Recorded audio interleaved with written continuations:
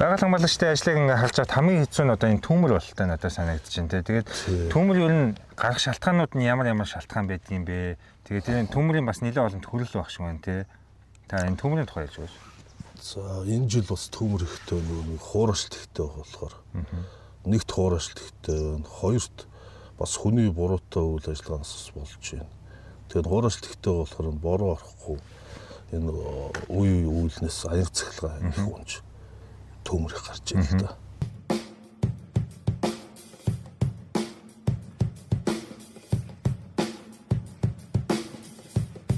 Сая энэ жил гэхэд л одоо та түрүү хэлж байна. 4 сарын сүүлдээс ихсэл тасралтгүй төмөртэй байгаа гэдэг чинь тийм 4 сарын 28-наас ихсэн. 28-наас хойш. Тэгээд онцгойгийнх ингээл нисдэг дэлгээр бол ганц өнөөгчдөг бол зүйдэг юм байна тийм. Галс өнөөгчдөг зүүн иргэдэг бол зөөхгүй л дээ. Аж ахуйн нэгж иргэд бол яг 31-ээр машин дээрээ суугалдаг. Тэгээд одоо тийм 31-т одоо тэр тооны савнуудад энэ голоос ус соруулж аваад тэгээд дэш нь явж тийм үү? Тий, юу яа 31 дээр нэг тооны 2 сав тавиад тэгээд помпоор нөгөө тооныхаа савнд хийгээд тэгээд нөгөө жижиг 18 литр 20 литр нөгөө ирлаанууд байгаа. Тэгээд машин явах төмөртөө хэр ойрхон очих хэмжээний газар нь очиод тэгээд тэндээс нөгөө ирлаанд усаа хийгээд үүрээд тэгээ яг төмөр дээр очино. За тэгээ нөгөө усаа үүрээд за нэг хоёр явахд л хүн бол тэгэл юм ядардаг шүү дээ. Тэгэхээр энэ чинь бүтээмжийн хувьд бол бүр аюу баг байна шүү дээ. Айгу хэцүү болчихж байгаа юм л да. Тийм. Тэгэхээр тэр том оврын ус сордог л онгоцнууд л хамгийн онгоцнууд л их боломж юм байна тий. Тэгвэл бол ингэж их төмөр гарахгүй л байна. Залуучууд бас бодож иж магадгүй те. Би бас юм байгаль хамгаалагч болвол яах юм болоо гэдэг. Энэ байгаль хамгаалагч болоход одоо тэр хүнээс өөрөөс нь юу шаарддаг вэ? Байгаль хамгаалагч болох ч байгаа залуучуудтай хандж хэлэхэд ер нь бол эр хүн гэдэг утгаараа бүхэл юмыг чадчихмаар байх хэвээр, мөр хүн чадах хэвээр, голд сэлж чадах хэвээр тий. Одоо анхны бас нэг эр хүний чаддаг юмнуудыг сураад авбал байгаль хамгаалахад их төхөмтэй юм бол энэ сайхан уул усаа хамгаалж ийн гэдэг чинь бас биелэг бахархаж явдаг тий. Тэглэг байх бай тий. Аялагчдад энэ одоо байгальд ингээд зориулж байгаа хүмүүс зүйл нь хандаж хэлмээр, захимаар санагддаг юмнууд юу гэдэг вэ? За ингээд тусгай хамгаалалттай газраар аялал зугаалгаар явж байгаа улсуудтай хэлэхэд энэ хогоо цэвэрлэл, гүц цэвэрлээд буцаад авч явмаар байна. Дээрээс нь галаа гүц дунтрааж ямаар байна. Тэгээ хориглох зүйлсүүд бити авч явж байгаа чи. Тэрнээс Монгол улсын иргэн болон тусгай хамгаалалттай газраар аялах эрх нь бол чөлөөтэй өгөө. Зарим хүмүүс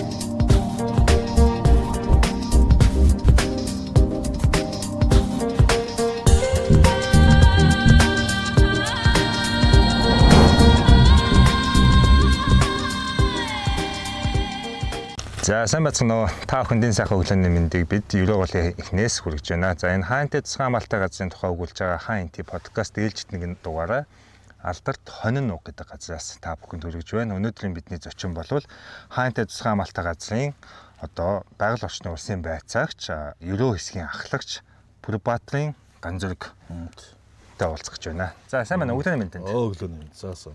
За энэ сайхан үзэсгэлэнтэй байгаль биднийг авчиж байна. Одоо гоё сайхныг үзүүлж танилцуулж байгаа танд их баярлалаа. Та эхлээд үзэгчдэд өөрийгөө танилцуулахгүй юу? Намайг Бүрбаатрин Ганзүрэг гэдэг. За би энэ хаан инти улсын тусгай хамгаалалттай газарт ажилд ороод 11 дэх жилдээ ажиллаж байна. За 90 хэсгийн ахлагчаар одоо жил ажиллаж байна. Тий. Урд нь байгаль хамгаалагч гэдэг ус. Урд нь хаана гэдэг ус? Урд нь орон нутгийн Мандсамд байгаль орчны байгаль хамгаалагч гэдэг ус. Та юун төрөнд эхлээд бид нарт энэ одоо хүмүүс ерөө гол их гээ тонин нуг гэдэг айгүй алдартай тий. Тэгтээ хүн болгон бас ирж чаддаггүй ингээл их гоё газар байдаг гэдэл ярьдаг шүү дээ тий. Өөрийнхөө хамгаалдаг хэсгийн тухай хүмүүс танилцуулж өгөөч. За хаан инти улсын тусгай хамгаалалттай газар маань 1992 онд үүссэн байгуулагдаад одоо 22 дахь жилдээ орчихно. 32 дахь жилдээ орчихно тий. Хаан инти тусгай хамгаалалттай газар маань 3 аймгийн 9 сумыг хамарсан. Нийт сая 764 мянган га газрыг хамгаалж ажилладаг байгаа. За АМТ ихтэй, байгалийн үзэсгэлэнт газрууд ихтэй. Одоо ерөөгийн алуу аршаан байна, Минжи аршаан байна. Тэ одоо 9-ийн аршаан байна. олон гоё газрууд байхад. Яг энэ ерөө хэсэг гэдэг маань их хэрэг газрыг хаанаас хаавал хамаадаг юм? Ерөө хэсгийг хариуцсан газар маань хойшоогоо юу бугант хөдөр. Минжи аршаа. За урагшаага энэ бат сүмбэр түнкэл. Бүр тэр хүртэл юм шүү дээ. Их том юм шүү дээ. Тэгээд ийшээ баруун тишиг болохоор мандсан гэдэг ингээд орчдөг гоо тий. Дөрөвний бүрэлдэхүүнтэй ажилладаг. За тэгээд дөрвөн үнэлтэй. Дөрвөн үнэлийн том газрыг хамгаалдаг юм шүү дээ тий. Хариуцсан ажилладаг. Тэгээд миний сонссноор бол энэ намар өвлийн цагтаа бол энэ хонь нуг руу маш их хүн ирдэг. Одоо самар ч юм уу тий аялал зугаалга гэж маш их хүмүүс ирдэг гэдгсэн. Ер нь бол хүмүүс ийшээ гол иж зөлж ирдэг шалтгаан нь юу гэдэг вэ? За аялал зугаалгаар бас усууд явна, аршаанд бараалахаар явна. Тэ аялал зугаалгаар явж байгаа улсууд маань ихвчлэн гэр бүлээрээ явж байна. Ерөг алуунд аршаанд орох гэж явж байна. Тэднэр дээр хяналт тавина, орохт нь одоо хориотой зүйл загсны хэрэгсэл юм уу, галц үсэг юм уу, тэднийг шалгаж бүртгэж төр хурааж авч, боосон дээр төр хурааж авч буцахт нь хүлээлгэж өгч ажилладаг байна. Ерөнхийдөө ийшээ л ямар нэгэн тийм ан амтан хэлэхгүй гэж яаж гэж хоргож ажилладаг байхгүй тий. Хуучин бол нөө хууль бус ан их байсан гэж ярьдаг. Тэгээ одоо бол харьцангуй байхгүй гэж ярьдаг. Одоо гайг болсон. Хуулийн чангараад хүмүүсийн ухамсар нь бас шал өөр болсон. Дэх нь үд чинь нөгөө нэг их их л буугаад уул руу ороод антаа гинждэг байсан тий. Одоо юм бол шал өөр болоод цаг үед дагаад өөрчлөгдсөн тий. Одоо энд байгаа зэрлэг амьтдаас сонирхуулаач. Одоо та яг ямар амьтантай өөрөө биечлэн тааралцж байсан бэ? За төвмөрт явж байгаад буцахтаа мөртөө явж байхдаа 17 онд Минжийн давнаас гуруулаа явж байхдаа ерөөгийн аршааны нааталт нэг баавгад таарч байсан. Буух согоол их байгаа. Тий. Ер нь бол Монголд байгаа амьтдаас ер нь их их нь байна шүү. Тий. Тэгтээ. Тэг баавгатай таарлаар яах вэ? Баавгатай гуруулаа нөгөө юу яасан л та. Машин замаар араас явж исэн чи тэр илчлэгийн голыг бургасан доороос өсрээд бид хэд хүлээж ирсэн юм байна. Өсөрж гарч ирээд тэр хоёр хөл дээрээ зогсоод байсан. Та мөрт явжсэн үү? Тэд мөрт явжсэн. Тий. Тэгээд яг гуруулаа явж исэн болохоор тэр нөгөө шүдлэн баг байсан юм уу? Айгаад тэг үргээд өөрөө айгаад явчихсан. Ер нь тэ одоо ингээ аялагчид ингээд явж байгаа аамтантай зэрлэг аамтантай тааралт бол ер нь хамгийн түрүүнд яах хэрэгтэй юм бэ? Одоо тэр бусад байгаа хамгаалагчдод бол айд сандалж байгаа бол харуулчлахгүй гэж аягүй хэлдэм билээ. Тэ ер нь бол эрсдлээ сайн бодож одоо чимээ өгж явахгүй бол ер нь осолтоо юу ч баагууч их осолтоо л доо. Тэ гинт гараад ирэх магадлал өндөртэй. Чимээ гаргаж л их явах хэрэгтэй. Бас нэг баавга хорхоцох гэж нэг асуудал байдаг тий. Тэр бол яг нэг хавар өссөн үедээ тий. Ерөнхийдөө турах байхдаа орходод. Энийг бол тийм асуудал гарч айл амтны руу орж исэн тохиолдол хамгийн сүүлд заасан.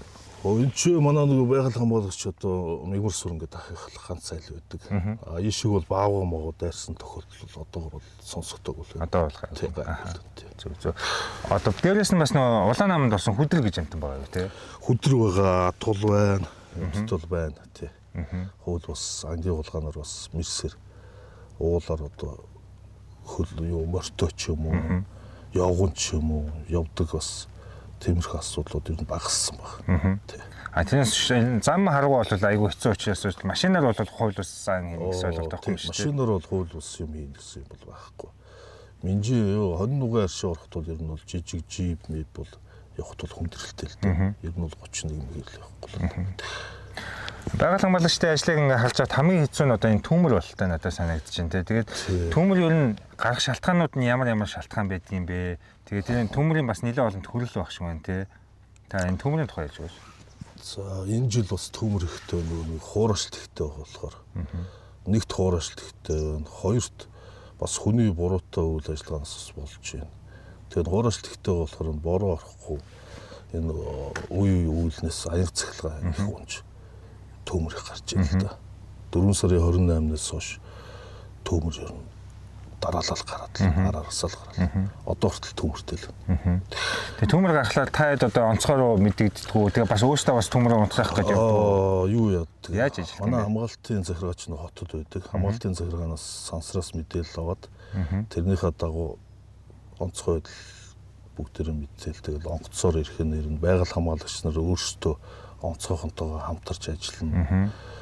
Ер нь бол зам харгуу хэцүү болохоор төмөрлөгөө ихэвчлэн юу хөөл алхаж л явдаг л тий. Алхаж тий. Хөнжил бүгөө үрэлдэг. Тэгээ дээрээс нь хөвдний төмөр гэж бас их амархан унтардгүй ингээл байгаль дэдэг хэцүү хийж болох шиг байна. Хөвдний төмөр юу яаж юм л да. Зузаан хөвдтэй газар бол унтрахгүй л байна. Унтарчлаа гэдээ орхио явчихдаг. Дутуу цэвэрлэгээ хийгээд явчихдаг. Тэгээд нэг 2 хоногийн дараа нөгөөх нь буцаад асчдаг. Тэгээд ирж очих гэсээр л цаг хугацаа алддаг. Бас өндөрлөл байна. За би тэгээд ер нь бүх байгаль хамгаалагчдаас асууж байгаа нэг хэд хэдэн асуулт байна л да тий.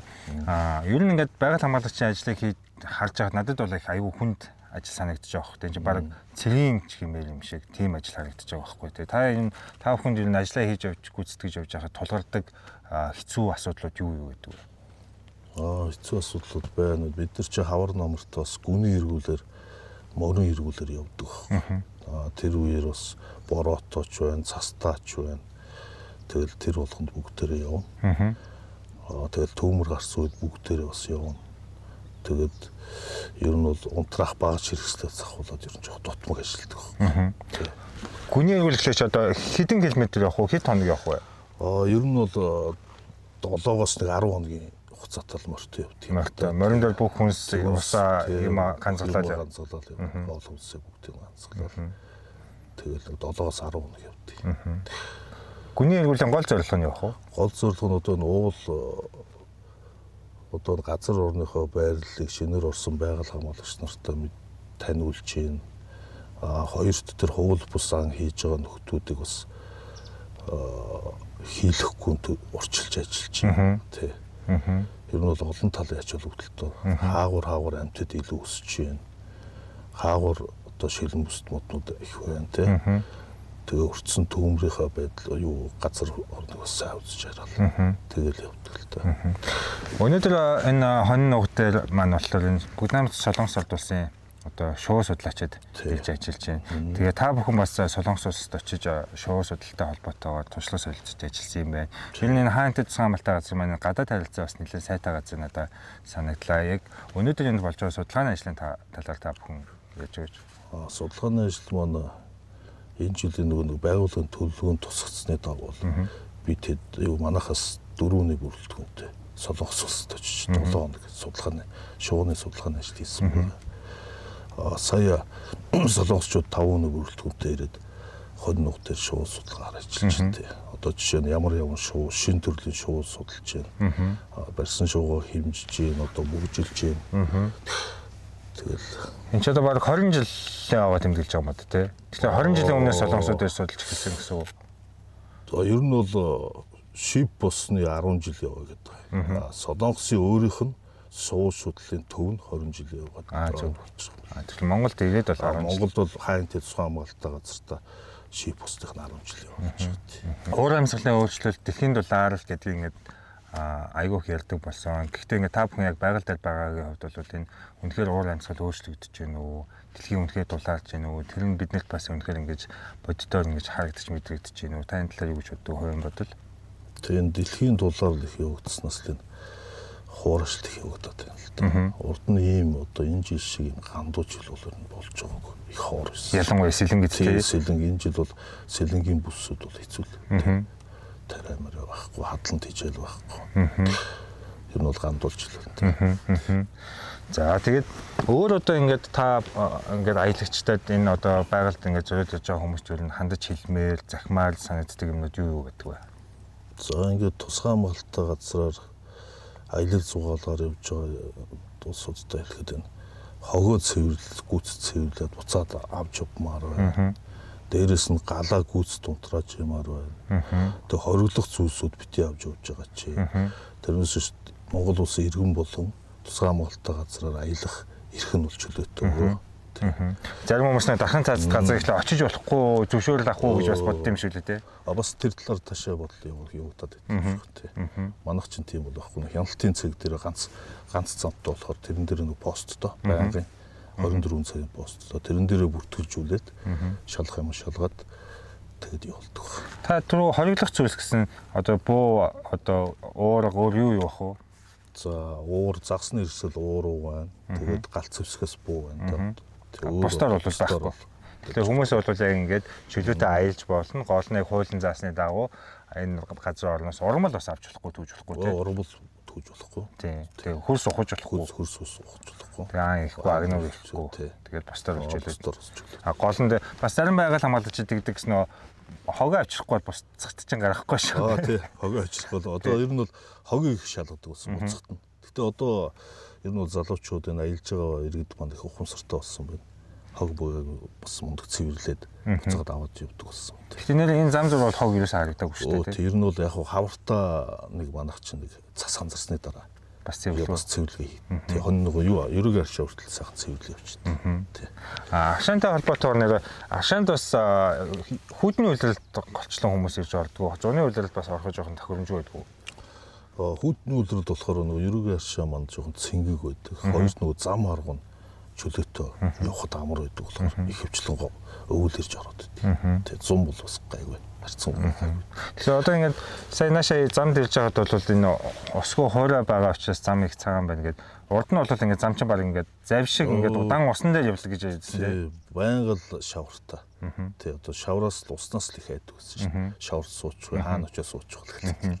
Тэгээ үзэгчид бас бодож байгаа хэл тоо дунд оврын, том оврын янз бүрийн жиптэй хүмүүс байгаа. Тэгээ ер нь бол энэ ус намгийг энэ туулах чадвартай яг энд бол асуудалгүй явцдаг машинууд ямар машин байдаг вэ?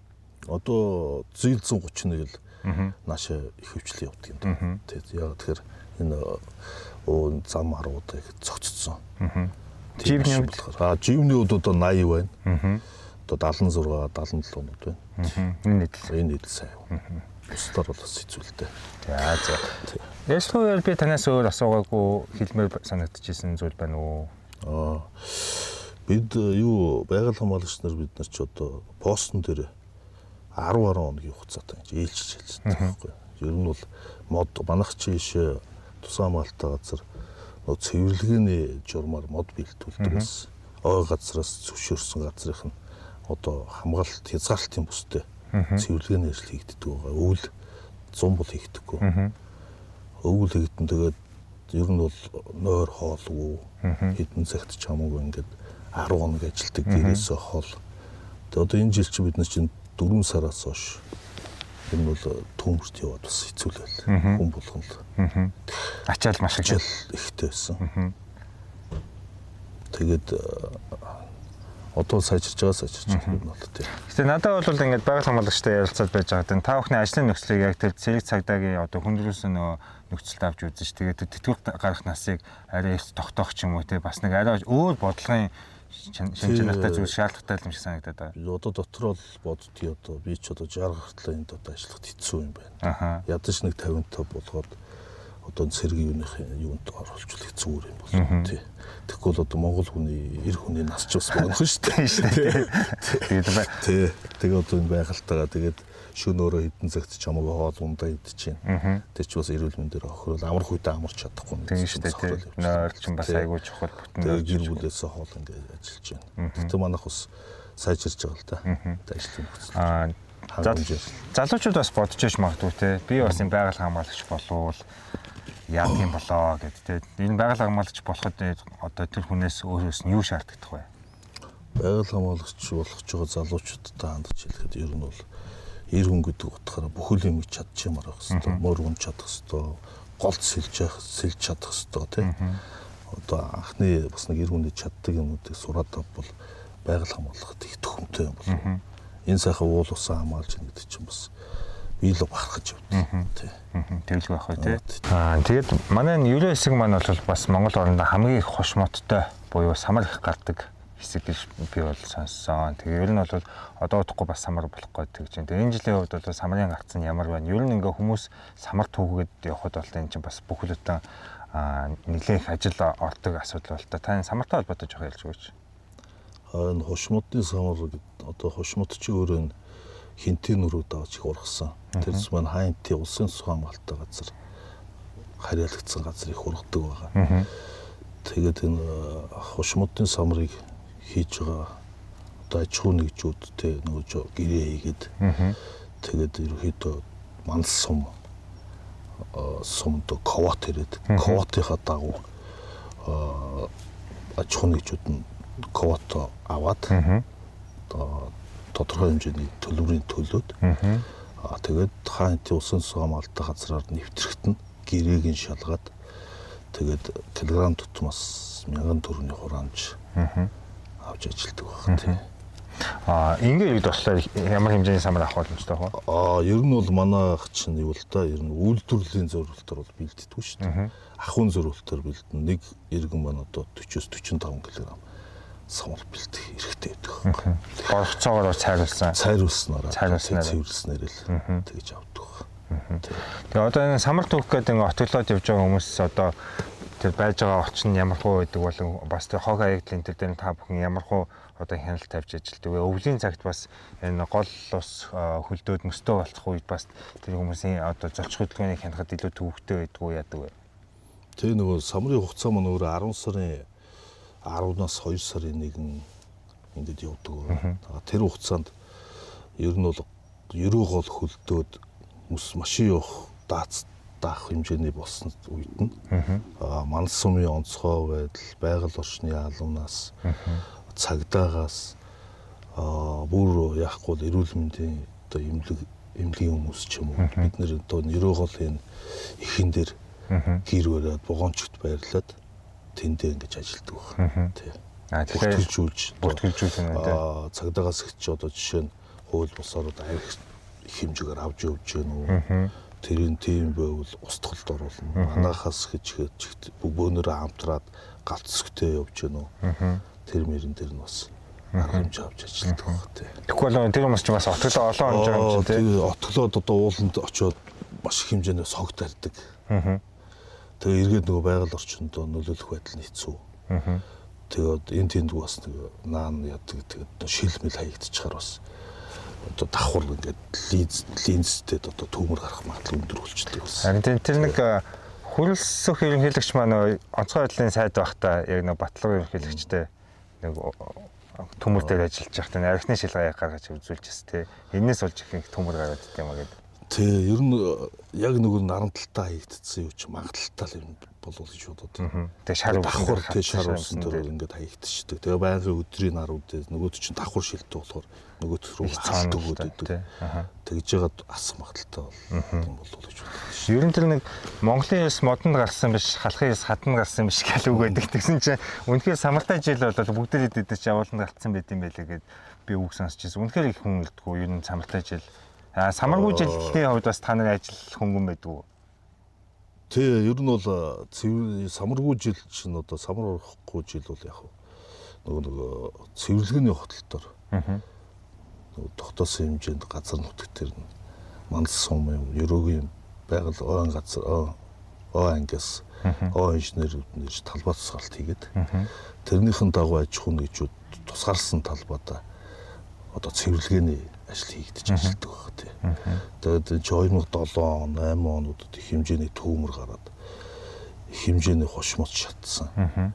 Тэгээд тэрийг цэвэрлэхгүй болохоор энэ бол дахиад төмөр гарвал маш их хэмжээний бас охирол магадлал өндөртөө.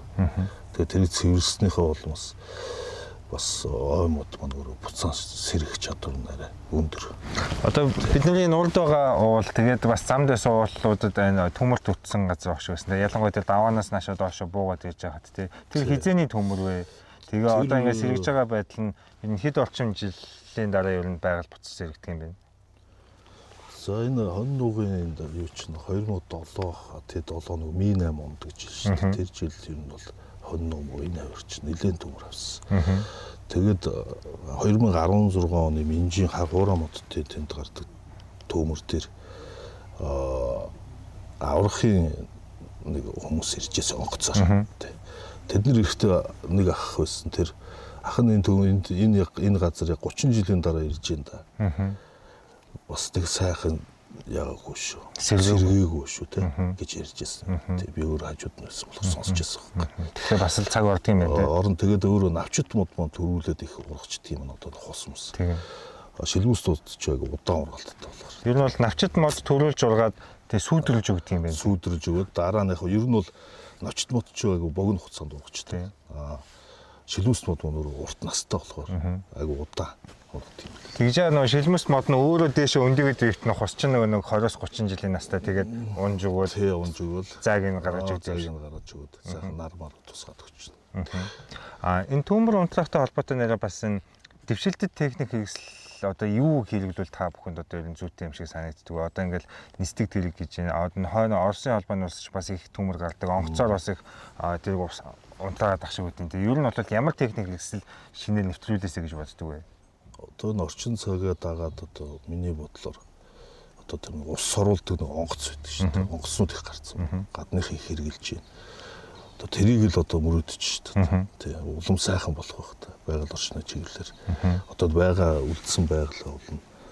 Одоо хамгийн түргэн хугацаанд авах арга хэмжээ нь бол бага хэмжээ, бага төмрийг тархалт нь бага багтна. Одоо тэр онгоцтой бол одоо усаар очиж цацаад тэгвэл доороос нь улсууд тэр хугацаанд нь улсууд очиод доороос нь шигтэй очиод явган очиод газар авахаас нь зөвлөлчүүл одоо ингэж их мод ингэж шатгаар болуулж болох юм л. Сая энэ жил гэхэд л одоо та түрүү хэлж энэ 4 сарын сүүлдээс ихсэл тасралтгүй төмөртэй байгаа гэдэг чинь тийм 4 сарын 28-наас ихсэн. 28-наас хойш. Тэгээд онцгойгийнх ингээл нисдэг тэргээр бол ганц өнөөгчдөг бол зүйдэг юм байна тийм. Галс өнөөгчдөг зүүн иргэдэг бол зөөхгүй л дээ. Аж ахуйн нэгж иргэд бол яг 31-ээр машин дээрээ суугалт. Тэгээд одоо тийм 31-тэй одоо тэр тооны савнуудад энэ голоос ус соруулж аваад тэгээд дэш нь явж тийм үү? Тий, юу яа 31 дээр нэг тооны 2 сав тавиад тэгээ помпоор нөгөө тооныхаа савнд хийгээд тэгээд нөгөө жижиг 18 литр 20 литр нөгөө ирлаанууд байгаа. Тэгээд машин явах төмөртөө хэр ойрхон очих хэмжээний газар нь очиод тэгээд тэндээс нөгөө ирланд усаа хийгээд үүрээд тэгээ яг төмөр дээр очино.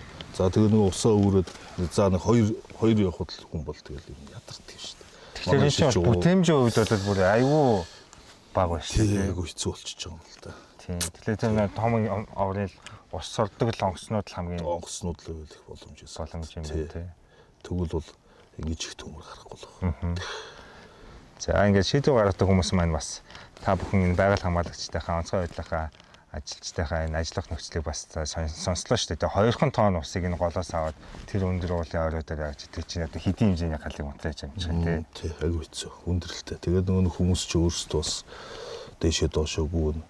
Тэгэл уул руу нэг 20 литр ус үүрээд явна. Тэгэл очиод буцаал нэг явахад л ядарч байгаа. Сая хавар бас нөгөө богдуулын баруун ширээн дээр юу гарахад төмөр гарахад хүмүүс ингээл хандивын аян өргөнүүлэх гэж байх шиг байсан. Одоо тэгэл ус авчиж өгье ч гэдэг юм уу те ингээл янз бүрийн юм ингээл авчиж өгье хандивлыг гэдэг ах шиг гэдэг.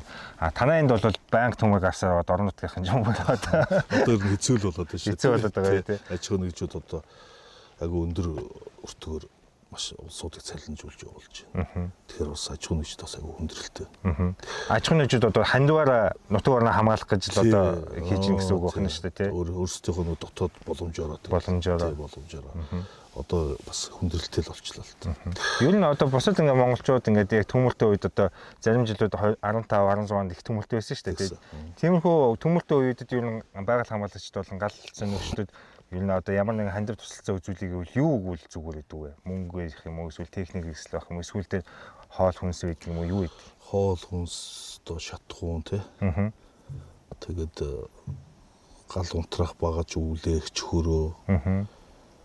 Тэгээд ирлаа. Эхнээлч нэг тиймэрхүү юмуд багт бол. Одоо яг манай төмөр дээр яг ажиллаж байгаа багшнууд нь тэр идэл байна да. Өвлөөгч ирлаа хөрөөл. Тэг өөр юм да. За ямар ч гэсэн монголчууд үндснээрээ тэгээд гал унтраадаг онгоцтой болоосаа гэж энэ ярилцлагаар болоод би бол ойлгож байна. За онгоцтой болох хэлээ тий. За ингээд биднэрт энэ сайхан байгаль орчныхоо тухай танилцуулж өөрсдөө ажил мэргэжлийн талаар дэлгэрэнгүй сайхан яриа өгсөн танд баярлалаа. Тэгээд цаашдынхаа ажилд нь амжилт хүсэж одоо улам их хийж бүтэхийг хүсье. За баярлалаа. Та хэд ч гэсэн амжилт хүсье.